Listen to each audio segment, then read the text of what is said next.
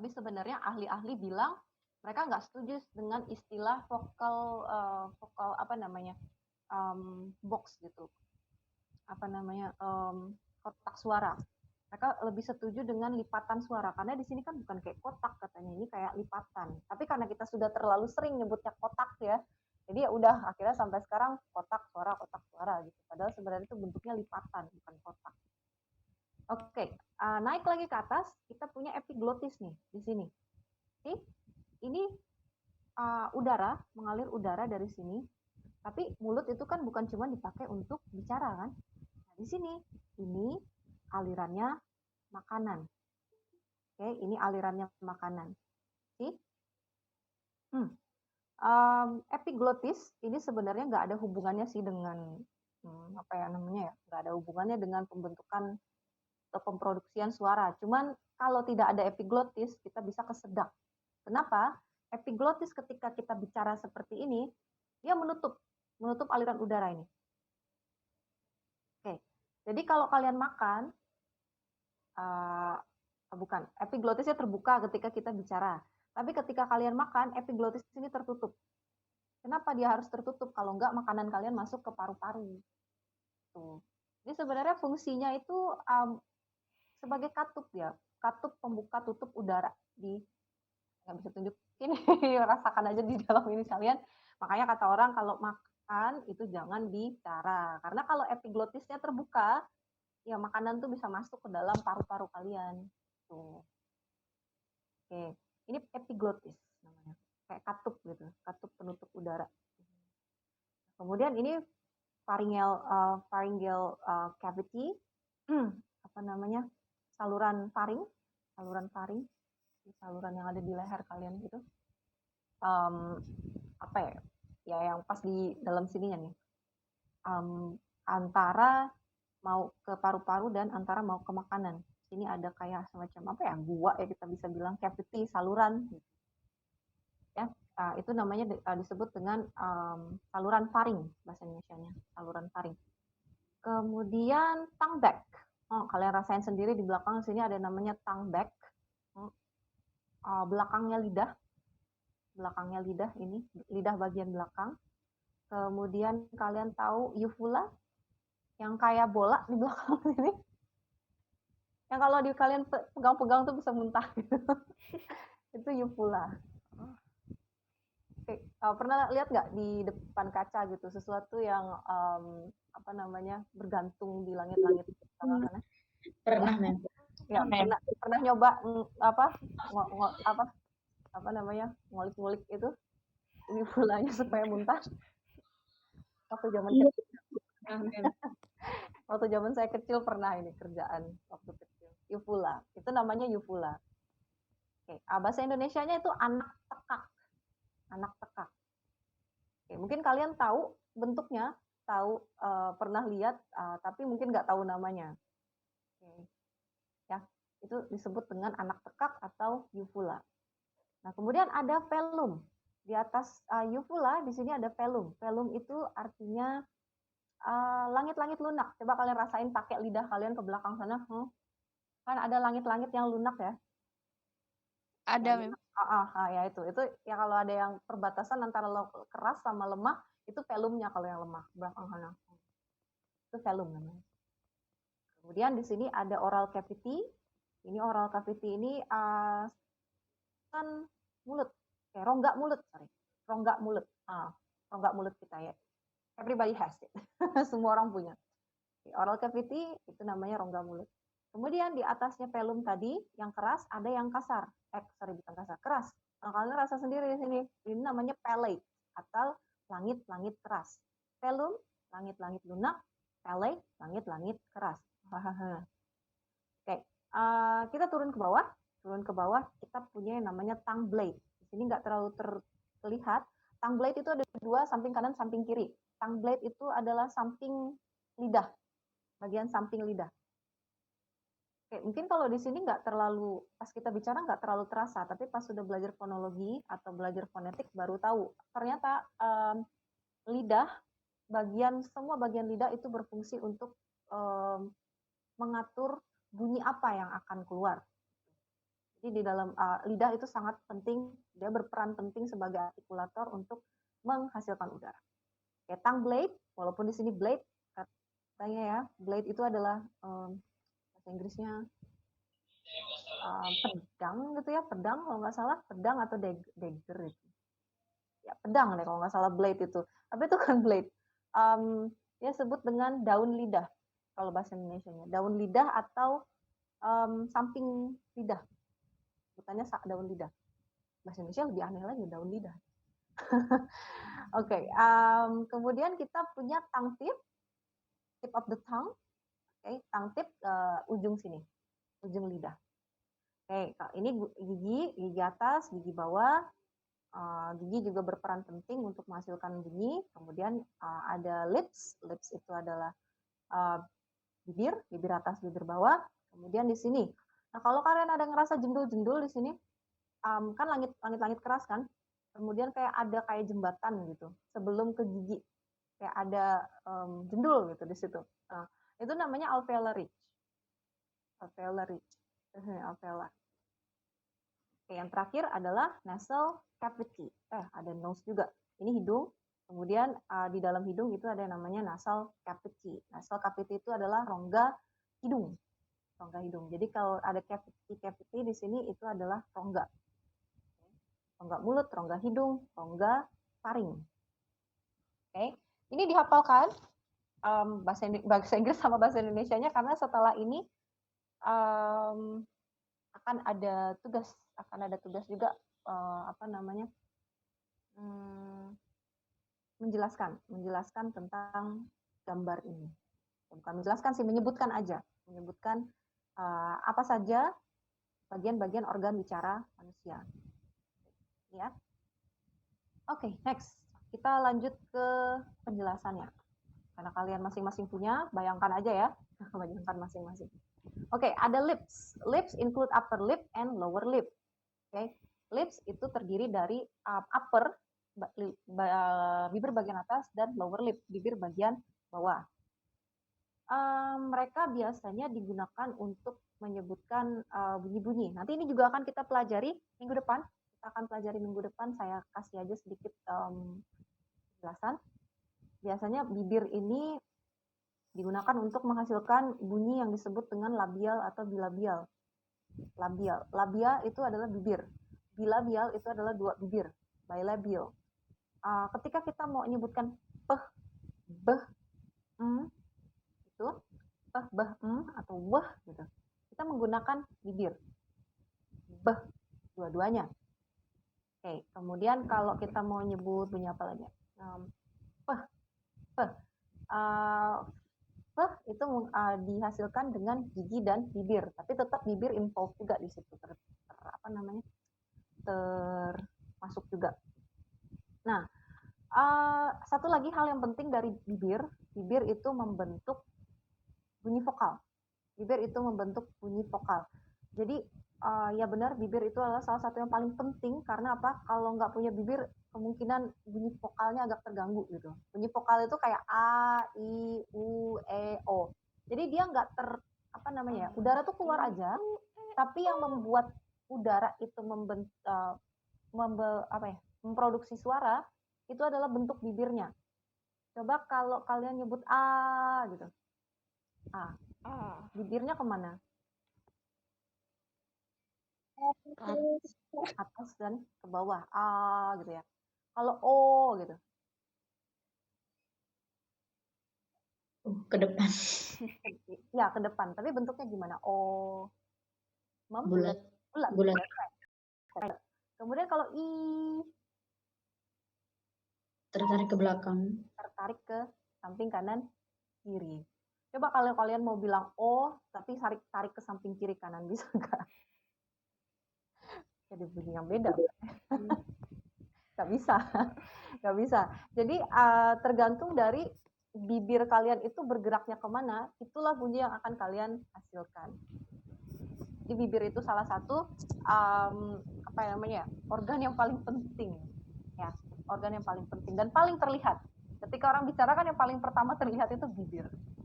Ya. Oke, itu dari bibir. Kemudian gigi Gigi juga penting nih. Gigi juga penting. Gigi itu adalah struktur yang putih-putih di depan kita dan lengket dan tertanam di jaw. Jaw itu adalah jaw itu. What is it in Indonesian? I forgot. Rahang. Sorry, rahang. Dia lengketnya di rahang. Okay. Jaws in front of mouth. Okay. Immediately after lips are teeth. Jadi dia sesuatu yang putih kecil-kecil itu yang nempel di rahang, kemudian di belakang gigi. Di belakang bibir maksudnya. Itu gigi. They are responsible for creating sounds, mainly the labiodental. Labiodental itu adalah pertemuan antara gigi dan bibir. Oke, coba gigi dan bibir kalian jadikan satu, bunyi apa yang keluar kira-kira? Sentuhkan gigi ke bibir. F. F, right? F or V. F or V. That's different in English. Kita belajar itu minggu depan ya. Dan V. Jadi gigi juga salah satu alat bicara yang penting di dalam pemproduksian bunyi. Next ada alveolar ridge. I forgot what is it in Indonesian. Ada, tapi saya lupa karena selalu pakai bahasa Inggrisnya, jadi saya lupa bahasa Indonesianya apa. Nanti saya cek lagi. Alveolar ridge is basically heart ridge behind upper front teeth. Jadi dia letaknya itu ada di belakang gigi, yang kayak jendul-jendul di sini nih. Itu namanya alveolar ridge. Alveolar ridge. Jadi di antara langit-langit mulut sama gigi bagian atas. Dia kerasa aja kok ada jendul, kayak ada gundukan gitu di sini. You can feel it with the shape of your tongue. You can feel its shape with your tongue. Kalian bisa merasakan bentuknya itu dengan lidah. Its surface is really much rougher than it feels. Gitu. Sebenarnya surface atau permukaannya itu kayak ada agak kasar gitu ya, rougher. Nggak mulus kan? Coba kalian rasa alveolar ridge kalian, apa yang terasa di situ? Kayak ada gundukan-gundukan kecil-kecil gitu ya, kayak apa ya? Tidur. Iya, benar. That's what I want to tell you. Oke, kayak ada polisi tidur di sini ya. Nah, kayak gitu. Itu alveolar ridge. Okay, and is covered with little ridges. Nah, kayak polisi tidurnya itu dinamakan dengan ridges-nya. Right. For the sound S, air from the lungs passes continuously through the mouth, but the tongue is raised sufficiently close to the alveolar ridge to cause friction as it partially blocks the air that passes. Kalau kita bilang bunyi Oke. Lidah kita nempel nggak di alveolar ridge-nya? Iya. Ya, nempel ya. Itu salah satu pentingnya alveolar ridge, dia memproduksi bunyi S. Dia nempel di atasnya. Jadi udara itu keluar lewat kanan sama kiri, tapi kita hambat lewat alveolar ridge. Right. Gitu juga dengan bunyi teh sama deh. Gitu. Teh sama deh. Jadi kita juga menggunakan alveolar ridge ini untuk menghambatnya. Teh, deh, teh sama deh. Tari, dari. Ya, kita pakai alveolar ridge untuk menghambat aliran udara keluar. Akhirnya hasilnya adalah bunyi teh dan deh. Alright, next. Ada hard palate. Hard palate ini adalah langit-langit keras. Atau sebutannya palate aja cukup. Hard palate atau palatal juga bisa disebut palatal gitu, banyak namanya. Terserah kalian yang mana ya. Pasti itu bahasa Indonesia langit-langit keras. Palate, palatal, or hard plate. Okay, hard plate is a thin or horizontal bony plate of the skull. Misalnya kayak ada kayak mangkok gitu ya di tengah sini ya rasanya tuh. Located in the roof of the mouth. Jadi dia di langit-langit. It is often called the roof of the mouth. Ya kalau bahasa Indonesianya literal aja emang langit-langit mulut ya, langit-langit mulut. Kalau bahasa Inggrisnya hard plate atau palate. Its smooth curved surface can be felt with the tongue. Dia bentuknya smooth. Kalau alveolar ridge tadi itu ada gerendel-gerendelnya. Kalau yang ini licin. nggak ada apa-apanya, nggak ada gerendel-gerendelnya, licin tuh. Okay, between the tongue and the heart palate is essential in the formation of certain speech sound, notably ch, j, ch, j. Jadi lidah kita itu nempel di langit-langit keras ketika kita mau bilang c, cacing. Coba kalian rasa sendiri. J. Benar nggak di langit-langit keras? Nempel lidahnya. Nempel, Ma'am. Yes, ma'am. Ya, nempel ya. Nempel. Oke, cacing, janji ya. Nempelnya di hard palate. Oke, selanjutnya ada velum, soft palate. Oke, soft palate itu adalah balikannya tadi ya, langit-langit lunak. Seperti yang saya bilang tadi, namanya velum. Velum, dia di belakang sini. Di belakang, kalian rasa sendiri dulu. Pengen muntah kalau kayak gitu, terlalu belakang. Okay, velum or soft palate is in a position that allows air to pass through the nose. Jadi langit-langit lunak itu posisinya itu pas di pertengahan antara mau ke hidung atau ke mulut gitu. Hidung atau ke mulut. Often in speech it is raised that air cannot escape through the nose. Kadang-kadang untuk beberapa bunyi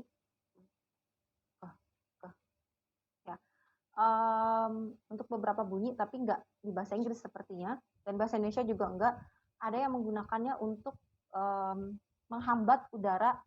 Jadi udara tuh enggak keluar lewat mulut, tapi keluarnya lewat hidung. Oh ya, ada. Satu bahasa Inggris ada. Bunyi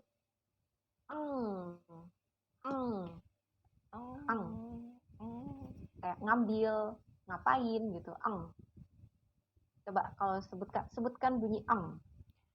Di mana dia? Tertutupnya udara itu. Terasa nggak? Tenggorokan. Bukan tenggorokan, velum. Ang. Aduh. Yang tertutup itu kan di velumnya ya, yang coba kalian rasakan. Yang tersentuh. Nah, ditutup ini ya. Ditutup itu velumnya. Ang. Ya, bisa rasakan? Udah, itu ketemu velum. Oke, bukan tenggorokan. Tenggorokan nggak bisa ditutup. Tenggorokan nggak bisa ditutup karena dia yang mengalirkan udara. Jadi yang kita sebut dengan artikulator itu yang di mulut ini. Jadi yang ditutup itu adalah velum. Pakai lidah belakang. Gitu. Lidah sama velum. Oke, fungsi dari velum ini adalah untuk memisahkan rongga hidung sama rongga mulut. Jadi makanya saya bilang dia di perbatasan. Entah kita mau bikin bunyi nasal atau kita mau bikin bunyi oral, itu tergantung dari velum. In order to produce oral speech sounds. If this separation is incomplete, air escapes through the nose during speech and speech is perceived as hypernasal. Kalau pembagian ini tidak komplit atau tidak lengkap, jadi ada udara yang keluar lewat hidung ketika kita bicara dan the speech, tuturan yang kita ucapkan itu disebut dengan hypernasal. Saya juga nggak pernah dengar, maksudnya saya nggak pernah nggak pernah mengucapkan bunyi ini, mungkin bukan dalam bahasa Inggris atau bahasa Indonesia, tapi di bahasa lain ada gitu. Bukan di bahasa Inggris atau di bahasa Indonesia. Ini sebutannya aja hypernasal. Okay, the important thing about the velum is that it is the one of the articulators that can be touched by the tongue. Ini trivia aja nih. Salah satu hal yang penting, salah satu hal yang penting tentang velum di sini katanya salah satu dari artikulator yang bisa disentuh dengan lidah. Nggak bisa disentuh dengan lidah di belakang sana. Ketika kita membuat bunyi keh, geh, lidah kita is in contact with the lower side of the velum. Jadi yang paling sering kontaknya itu adalah yang lidah paling belakang, lidah belakang kita. Keh, geh, bukan yang depan. Keh, geh. Nah, maka dari itu ini kita namakan dengan velar konsonan. Jadi kita belajar velar ya. Konsonannya apa saja. Sini ada keh dan geh sama dalam bahasa Indonesia. Oke, itu velum. Oke, velum. Kemudian kita bahas tentang uvula. Uvula atau anak pekak. The hanging balls ya, ada kayak bola terus nempel itu di belakangnya langit-langit lunak, itu dinamakan dengan Palatine uvula atau uvula aja. Ini juga digunakan untuk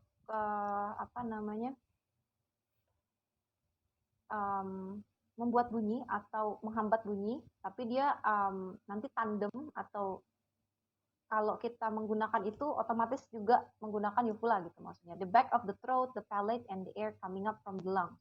Jadi kalau dilihat fungsinya sih nggak ada, tapi dia bergabung dengan artikulator lain gitu untuk membentuk itu.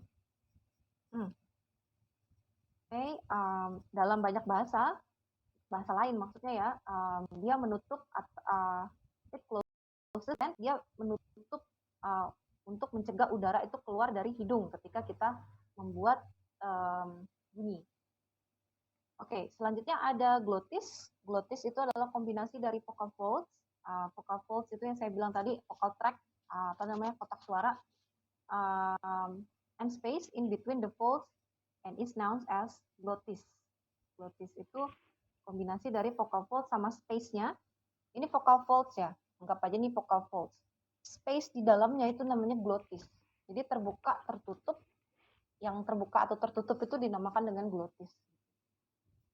Okay, as the vocal folds vibrate, kalau vocal folds atau kotak suara kalian itu bergerak, resulting vibration produces a buzzing quality to speech called voice or voicing pronunciation. Maksudnya apa? Ketika kita menggunakan vocal tract kita, kalau ada bunyi buzzing, contohnya, dan coba rasakan di vocal tract kalian di sini, yang mana yang bergetar? Atau z?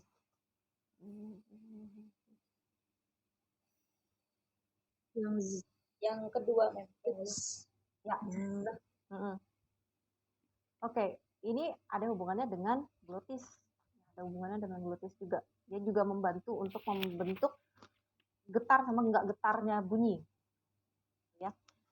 Sound production involving only glottis is called glottal. Jadi glottal itu bunyi ha, ha.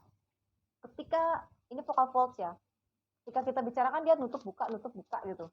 Tapi ketika kita menyebutkan bunyi ha, dia terbuka, udara tuh lewat gitu aja. Ha, gitu. Coba kalian nyebut ha. Enggak ketemu ya, kalau ke ha semua nih. Oke. Ha, itu glottis kalian terbuka lebar tuh. Ha. Coba kalau kalian tutup. Coba kalau kalian tutup, bisa nggak bunyi ha-nya keluar? Nggak bisa. Nggak bisa. Oke, itulah gunanya glottis. Dia ketika terbuka, bunyi H itu yang keluar. Ketika glottisnya ditutup, itu kemungkinan bunyi lain yang keluar. Oke, itu glottis. Glottis itu ada beberapa, mungkin nanti di video saya lebih lengkap penjelasannya, saya lupa ingat. Glottis itu dia ada 4 posisi, kalau nggak salah 4 posisi. Dia ada terbuka lebar, terbuka, tertutup, rapat. Nah, masing-masing itu nanti akan membuat bunyi yang berbeda-beda. Jadi ada 4 posisi, dia terbuka lebar, terbuka aja, tertutup, sama tertutup rapat banget. Itu glottis. Oke. Glottis itu antara di dalam vocal cord ini, anggap aja ini vocal cord gitu ya, ini kanan, ini kiri. Di tengahnya ini yang namanya glottis, alirannya itu. Oke, jadi dia biasanya menghasilkan bunyi glottal. Salah satunya itu yang H tadi. Oke, kemudian lidah. Nah, ini yang penting, lidah. Lidah salah satu dari artikulator penting juga, dan ini yang paling mobile gitu. Mobile maksudnya gimana? Bisa bergerak kemana-mana aja, sana kemari lidah ini. Kalian mungkin pernah lihat orang yang lidahnya pendek sejak lahir atau lidahnya dipotong, itu bagaimana? Bisa nggak dia menghasilkan bunyi? Kayak nggak lekas gitu bicaranya. Iya, susah karena lidahnya kan nggak nyampe gitu. Jadi Tang ini adalah salah satu hal yang saya syukuri karena saya adalah guru bahasa. Kalau lidah saya istilahnya nggak sempurna gitu, tidak akan bisa saya mengucapkan bahasa-bahasa yang saya ingin pelajari. Jadi you have to be very very grateful, ya. You have to be very very grateful karena kita dihadiahi oleh Allah organ bicara yang lengkap gitu, yang bagus, yang lengkap. Jadi kita bisa bicara dengan baik dan benar, ya. Oke. Whenever I remember tongue, ketika saya ngajarin tentang tongue ini, saya selalu ingat itu. I'm really really grateful. Saya sangat-sangat bersyukur sekali. Ya. Oke, next. Jadi pembagiannya tongue itu ada tip. Ini tipnya ujungnya. Di sini namanya tip ujung ini. Kemudian blade. Blade itu kalau bahasa Indonesianya daun lidah, samping kanan kiri kalian itu namanya daun lidah. Tapi di sini dibedakan ya tip sama front. Front itu yang di depannya, kemudian ada back, ini yang nempel di uvula tadi, dan ada rootnya. Root itu bagian nggak bisa nyampe sih. Root bagian akarnya di dekat sini. Ini rootnya lidah. Oke. Tip, blade, front, back, root. Itu bagian-bagian lidah. Right.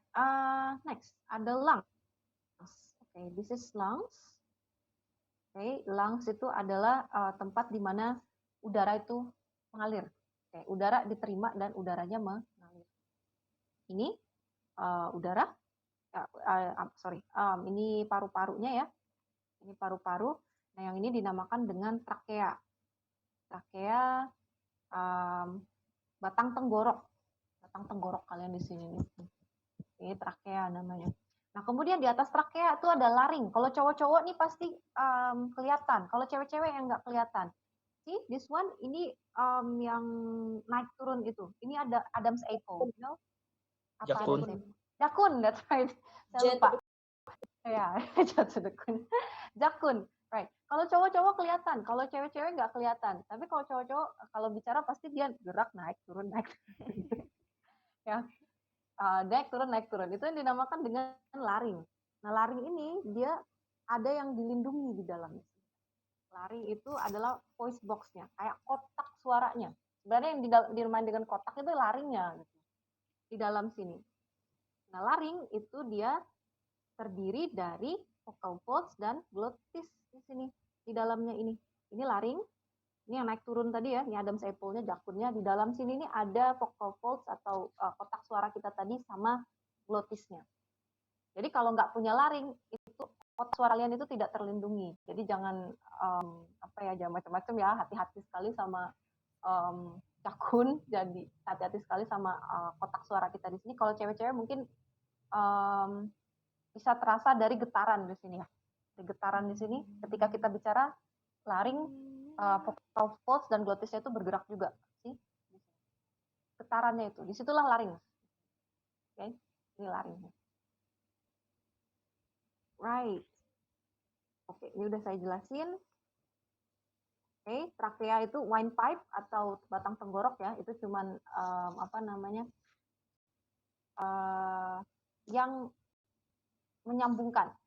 Batang tenggorok itu yang menyambungkan antara paru-paru sama laring kita. Paru-paru sama laring. Jadi makanya disebut dengan batang tenggorok. Right. Vocal folds, ini dia vocal folds. Ini kelihatan, ini laring tadi ya. Ini laringnya.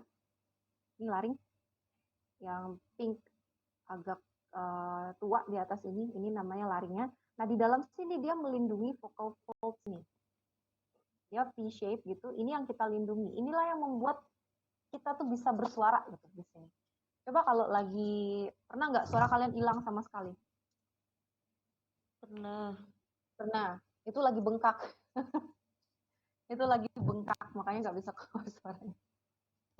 Itu ada terjadi pembengkakan di dalam pita suara, makanya suara kita itu nggak bisa keluar. Jadi harus hati-hati banget.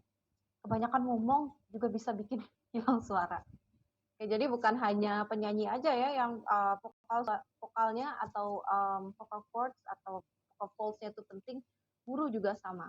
Nggak bisa ngeluarin suara, nggak bisa ngajar. Ya, jadi harus benar-benar diperhatikan. Oke, ini yang saya bilang tadi, tempatnya ya, dua kayak gini tadi ya. Ini glottis, tengahnya ini namanya glottis. Ini vocal fold-nya, kanan dan kiri. Di tengah sini namanya glotis. Yang melindungi ini adalah laring. Ini laring. Adam's apple, jakun. Ini adalah vocal fold. Nih. Vocal fold-nya kanan kiri. Dan di tengahnya ini yang kayak ada rongga itu namanya glotis. Oke, itu yang namanya glotis. Right. Next, nasal cavity. Ini ada nasal cavity. Lagi selesai. One more page. Okay, nasal cavity itu adalah rongga hidung. Rongga hidung. Jadi ketika kita bicara, udara itu lepas dari rongga mulut atau enggak rongga hidung. Ketika kita bicara pakai mulut, rongga hidung kita tertutup. Ketika kita mengeluarkan bunyi nasal atau bunyi yang dari hidung, itu mulut kita yang tertutup. Biasanya kayak gitu. Tapi mungkin kecuali orang Prancis ya, bahkan kalau orang Prancis sih bahkan bunyi vokal mereka aja pakai nasal gitu. Saya nggak ngerti gimana membunyiinnya, susah. Mungkin kalian dengarkan aja orang Prancis bicara, itu bahkan vokalnya aja pakai nasal mereka. Difficult to learn. Kalau mau bicara dengan dialek-dialek Prancis tuh, buat saya lumayan susah untuk ngikutin. Gitu. Oke, nasal cavity, rongga hidung. Okay. In oral sounds, most air is expelled via the oral cavity. Kebanyakan ya bahasa kita yang memang pakai rongga mulut. Bahasa Indonesia iya, bahasa Inggris juga iya, sebagian besar. Tapi bukan berarti kita tidak punya kata-kata atau bunyi-bunyi yang tidak dikeluarkan pakai rongga hidung. Yang paling noticeable, yang paling sering terlihat itu adalah bunyi ang, an, am. Oke, bisa nggak kalian menyebutkan tapi buka mulut? Bisa kan? Iya. Lalu lewat mana udaranya? Hidung. Coba mau bilang tapi hidungnya ditutup, bisa nggak? Kayak tertahan. Nggak bisa. Bener. Ya, kalau kalian mau bilang tapi kalian tutup hidung kalian, ya dari mana udaranya keluar gitu. Jadi ya salah satunya. Right. Ketika kalian mau mengeluarkan bunyi nasal, itu keluarnya lewat hidung udaranya. Oh my goodness. He's so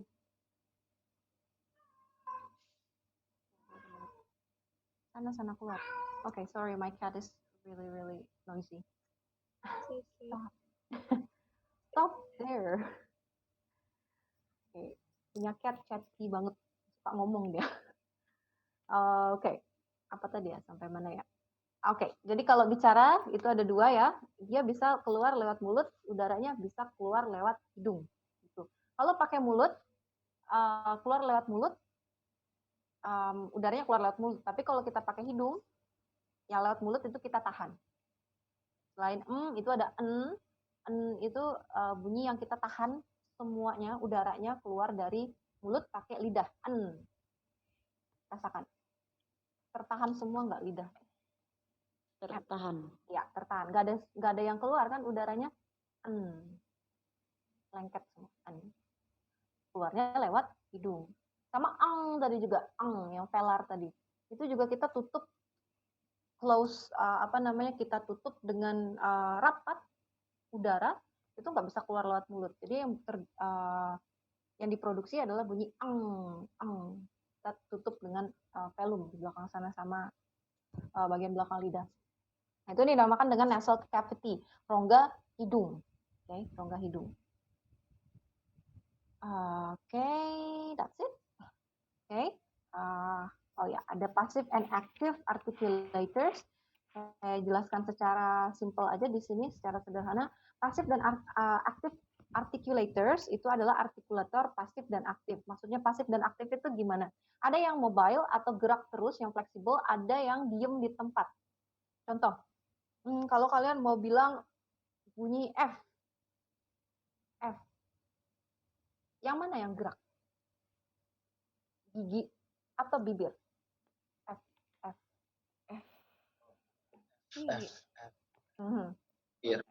Bibir, that's right. Yang dinamakan dengan active articulatornya itu adalah lower lip atau bibir bagian bawah. Nah, sedangkan passive articulatornya atau artikulator pasif nggak bergerak itu adalah gigi bagian atas. Contohnya di sini kata fine, fine. Yang gerak kan bibir. Vine, yang gerak bibir bagian bawah. Oke, kalau misalnya untuk dental kayak gini, ini bukan dental sih sebenarnya alveolar. Oke, ini alveolar. Bunyi thin. Yang mana yang gerak? Di kata thin ini. Ujung lidah. Ujung lidah. Bukan blade. Tip of the tongue. Oke, tip of the tongue. Tip of the tongue ya. Bukan blade-nya. Tip of the tongue. Kemudian yang tidak bergerak itu adalah upper teeth. Jadi dia nggak gerak. Kemudian untuk alveolar konsonan, ini kita akan bahas secara detail minggu depan. Alveolar konsonan itu ada tip atau blade ya. Tai, dai, su, night, light. Aktif artikulatornya itu adalah ujung atau blade-nya. Tergantung, nanti ada yang pakai tip, ada yang pakai blade. Ya, alveolar ada terbagi-bagi. Banyak alveolar ini salah satu bunyi yang paling banyak digunakan di bahasa Indonesia sama bahasa Inggris. Kurang lebih aja sebenarnya. Oke, ada teh, deh, ada s, zeh, ada en, sama el. Ya. Yang dipakai adalah lagi-lagi lidah. Makanya saya bilang lidah itu sangat penting. Kalau lidah ada kelainan sedikit, pasti tidak bisa mengucapkan bunyi itu dengan sempurna. Oke, palato-alveolar. Palato-alveolar itu blade of the tongue. Blade of the tongue-nya di samping kanan kiri ini. Sh, shy, she, show. Saya pakai blade of the tongue atau daun lidah samping kanan kiri. Oke, pasifnya adalah back of alveolar ridge di sini. Oke, palatal itu kayak you, dia bagian depan lidah, front of the tongue body, you. Pasif artikulatornya yang tidak bergerak adalah hard palate atau langit-langit keras. You.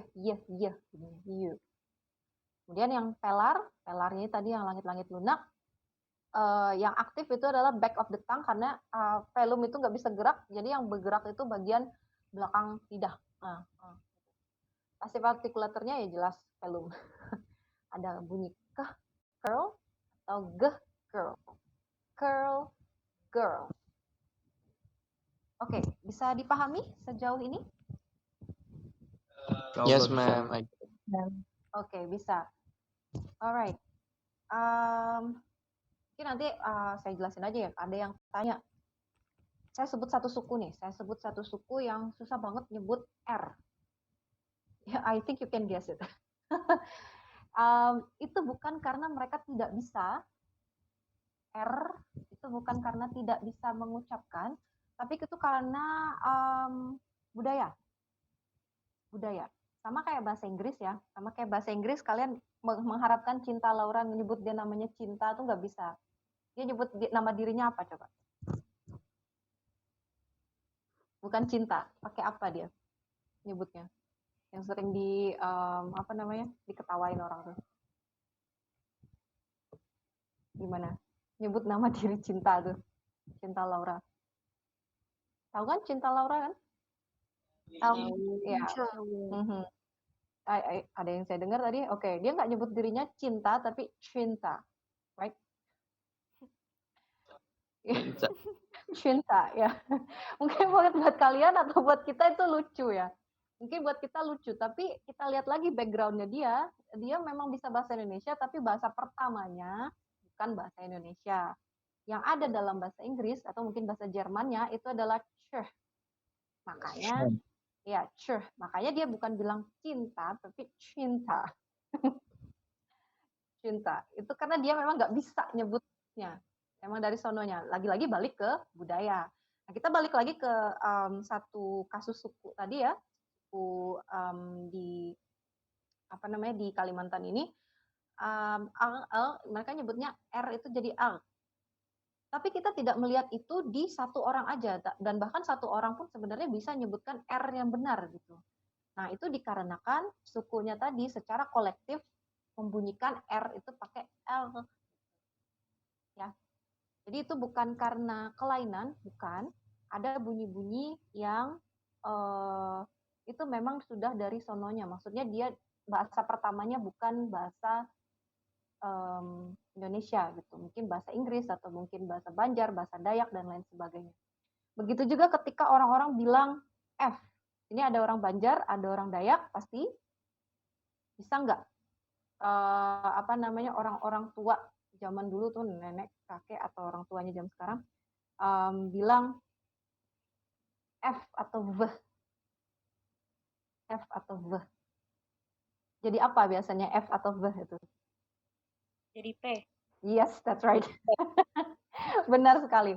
Kadang-kadang ibu saya juga bilang kayak gitu. Fokus, fokus katanya. Padahal beliau juga guru. Tapi karena bahasa pertama itu bukan bahasa Indonesia, jadi kayak kadang-kadang lepas juga. Fokus dong, fokus. Mah, fokus bukan fokus. Jadi ya seperti itu. Kalau kita bicara tentang kelainan, hal-hal seperti itu tuh bukan kelainan kadang-kadang. Itu karena pengaruh budaya. Fokus. Beliau juga nggak bisa, ibu saya tuh nggak bisa bilang O dan U bersamaan di dalam satu kata. Ada dua yang bikin kami ketawa waktu itu, ingat banget saya. Ya fokus itu, dia bilang fokus. Ya ibu saya orang Dayak, fokus katanya, fokus. Oke, sama komunitas. Komunitas, dia bukan bilang komu, tapi malah bilang komo. Kalau nggak komo ya kumu. Jadi O dan U itu nggak bisa dibilang dalam satu kata. Komunitas. Kalau nggak dia bilang komunitas. Ya. Itu. Ya, apalagi contoh-contoh perbedaan bunyi yang berdasarkan dari suku dari kalian? Ada nggak contohnya? Huruf E, Mem. Ya, jadi apa? Yes, right.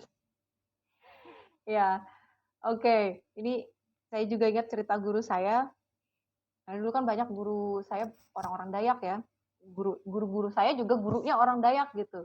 Jadi dia mau bilang, okay, students gitu. Okay, students malah bilang okay, student. Karena beliau nggak di dalam bahasa Dayak itu nggak ada. Itu nggak ada. Jadi ya dia cari bunyi yang paling mendekati. Students itu jadi student. Gitu. Sama kayak bunyi apa lagi ya? Yang paling sering terjadi di sekitar. Oh, bunyi z. Z. Bisa nggak menyebutkan z? Z. Z. Yes. Oke. Okay. Right. Ini kalau z, kalau kayak gini kan sadar ya, z, saya ngucapin z. Tapi ketika saya bicara, kadang-kadang z-nya itu jadi bunyi, ada yang bisa tebak? J. J. Right. J, jadi J. Kayak suami saya namanya Riza, harusnya sih manggilnya Riza. Tapi dari SD dia dipanggilnya Rija. Jadi sampai sekarang ya semua orang manggilnya Rija atau Reja gitu. Nggak ada yang pernah manggil Riza, jarang banget. Terus ada satu orang lagi waktu itu dari Prudensial datang-datang gitu ke rumah mertua saya. Terus ada Mama Risa lah. Mama Risa. Bingung saya, kok Risa gitu. Bukan di sini bukan Mama Risa. Terus ditunjukinnya lah itu apa namanya surat. Oh, Mama Rija. Oh iya, sebentar. Jadi saya bingung. Kalau di bahasa Dayak itu kemungkinan Z itu akan jadi S atau jadi J. Tapi kalau di suku Banjar kelihatannya Z itu akan selalu cenderung ke bunyi J. Kayak keponakan kami namanya Alzena Zahira. Orang-orang nyebutnya Aljena Jahira. Such a beautiful name, tapi karena lidah orang di sekitarnya itu susah nyebutkannya, akhirnya jadi gitu, Aljena Jahira. Padahal cantik banget namanya, Alzena Zahira. Right. Tapi kalau kita belajar Al-Quran dari kecil, bunyi-bunyi itu sebenarnya sudah ada di dalam bunyi bahasa Arab, ya. Zah, syah, itu. Kebanyakan orang-orang tidak bisa melafalkan itu karena satu faktor budaya, dua faktor dari apa ya? Bahasa pertama. Ada kata-kata yang ada bunyi-bunyi yang bahasa pertamanya tuh nggak ada, tapi dia harus belajar pakai bahasa baru. Gitu. Contohnya yang paling sering, ini contohnya ibu saya juga ya. Mana syaratnya? Harusnya kan bahasa Indonesianya apa? Syarat. That's right, syarat. Mana syaratnya katanya? Syarat. Sebenarnya kita sama-sama ngerti aja, tapi beliau lidahnya itu lidah Dayak gitu. Jadi beliau susah sekali menyebutkan syh. Kalau secara sadar mungkin iya, tapi kalau langsung cepat ngomong-ngomong syarat itu ya jadi syarat. Oke. Nah itu contoh-contoh dari pemroduksian bunyi yang terjadi di sekitar kita. Ada yang mau cerita? Ada yang mau kasih contoh? I will listen. Yang terlintas di kepala kalian, ini ada cerita nih. Ini kalau yang biasanya nggak bisa bilang S tuh, kayak misalkan namanya tuh Rasid, kan pakai S, Rasid. Tapi dia bilangnya Rasid, katanya kayak Sa gitu. Rasid gitu. Kemungkinan sih masa kecilnya. Dia mendengarkan bunyi dengan benar, bisa. Saya pernah dapat contoh nih, contoh anak umur 6 tahun nggak bisa bilang ke. Ternyata di rumah nggak ada yang ngajak ngomong. Miss, tatut, bukan tatut, takut. Udah 6 tahun loh, 6 tahun. Orang tuanya jarang ada di rumah. Jadi yang di rumah itu cuma ada adiknya yang kecil, kakaknya udah sekolah, sama omnya. Omnya juga jarang bicara. Takut, saya bilang. Tatut katanya. Nah itu kemungkinan orang di rumahnya jarang ngajak ngomong, jadi dia mendengarkan seperti itu, lalu yang keluar seperti itu. Karena masing-masing orang itu unik sih. Itu salah satu contoh aja. Salah satu contoh atau faktornya. Sepupu saya juga ada yang nggak bisa bilang S. S-nya itu kayak nggak nyampe-nyampe gitu. Dia pakai konsonan gitu. Dia malah pakai depan. Harusnya kan kita pakai blade ya. Gitu. Dia malah pakai tip. Hampir-hampir nggak kedengaran S-nya. Jadi saran saya, mungkin ini terlalu cepat untuk kalian, mungkin di beberapa tahun kemudian ya.